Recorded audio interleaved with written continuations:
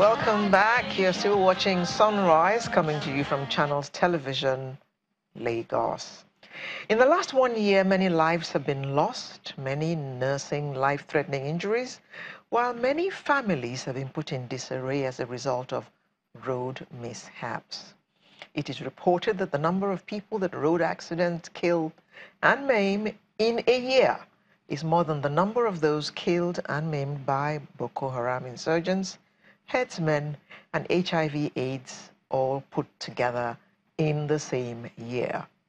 A few days ago, Lagos recorded another fatal casualty when 3 persons, a commercial bus driver, his conductor, and a passenger, died when a truck loaded with plywood was involved in an accident on the Ojuelegba Bridge, Surulere, Lagos State.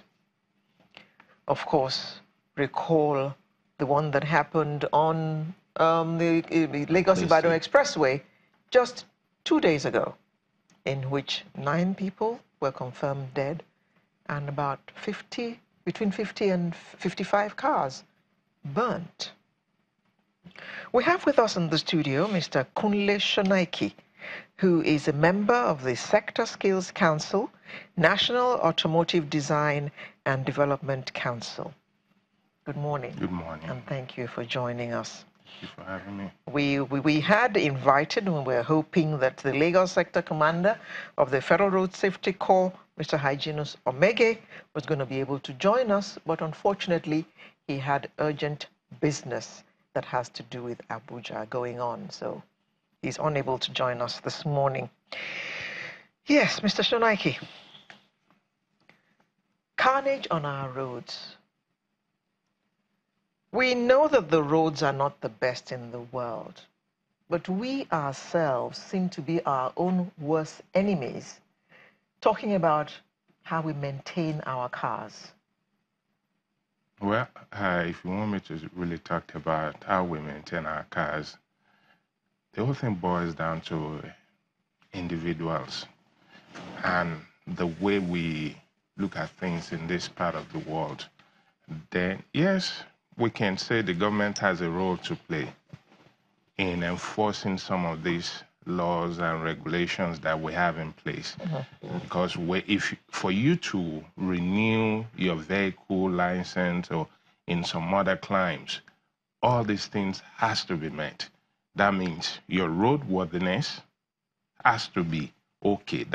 And it means you physically take the vehicle to an inspection center and everything that has to do with safety on that vehicle is inspected. Now, if we have to look at the commercial aspect, we're looking at the private vehicles. Everybody's guilty. But let's look at the commercial vehicles, most especially what happened a couple of days ago with the tractor trailer on the Lagos-Ibadan Expressway. Commercial vehicles are supposed to be inspected periodically, like 4 times a year. That means quarterly, like every 3 months, by the government, by the owners of those vehicles. The reason why that is done is to make sure these vehicles are safe for the roads. Can I blame the government for some of these things? Yes. The reason why I blame the government is we have the laws, we have the regulation, but it's not been enforced. And yes, they have parley with this association of the truck owners, of the drivers all the time.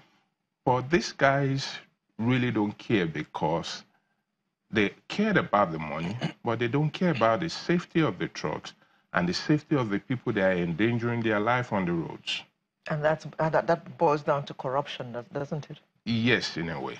Not in a way. I mean, yes. If I'm saddled with the job of making sure that every danfo on the road has tires that have tread on them, that the brakes are working, the danfo that does not have a good braking system is on the road because he has given me 2,000 naira so that I will look away. That's why he's on the road. The reason why I said in a way, I don't want to put the blame on the agencies alone is the individual driving the vehicle. Yes. If he's concerned about his own life and the life of his passengers or other people on the road, it could be his family. that will be his passenger or the person driving or in front or behind that person. So I will not put the whole blame on the government. You see, we need to change our attitudinal mindset, the way we look at things. Make money, make money, make yes, money. Because all we think about, all we care about is how to make money. How am I going to make the next couple of thousand naira? That's all we think about. We don't care about this. You see, we make money with these vehicles. Why don't you put some aside for maintenance of these vehicles? I mean, look at the truck.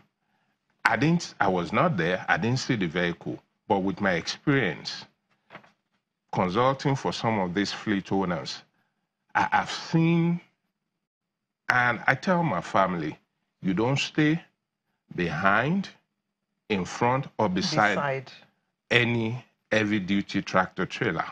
Reason is, I do this inspection for some of these companies periodically, and I will tell you authoritatively, about 98% of the tractor trailers we have on our road are not safe for the road.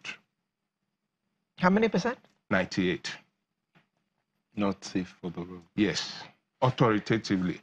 So we can go on the Lagos-Ibadan Express Road and stop 20 tractor trailers. I will tell you, you will hardly find one that will meet the specification that they are supposed to meet. So, but you just said here that you do inspection, you do the inspection for some of this. Yes, fleet for a owners. certain corporation, yes. Okay, so when you do it and you make your recommendations, is it that they don't listen? You see, some of these companies don't own these trucks. You see, most of these corporations don't own those vehicles anymore. They leased those vehicles from individual fleet owners or companies that own fleet. So the fleet managers manage their trucks. The job of the company is, I need so amount of vehicles, produce them for me. How it's maintained, it's none of their business. All they cared about is they want their goods moved from point A to point B. But some of them have an inspection station at their site that before your vehicle comes into their compound, before it's loaded, you have to go through a safety check. But sometimes some of these safety checks are compromised by the people stationed at the inspection center. So it comes back again to the system? Yes. But how do we get to that point where we sort out our system? Because this carnage on the roads, it's not something that is not pleasant at all. It's not. See, I live in the state for almost 30 years, and my experience there as a field engineer for a trucking company, I can tell you in my 20-something years in that field before I came back to Nigeria, I can count how many accidents I witnessed on the road. And those accidents has to be something, I mean, you don't see them being serious. The only time it happens is when a driver falls asleep on the wheel. Even at that, it's something you don't see. But here in Nigeria, the problem is just too much that you see, the government has a role to play in enforcing some of this law.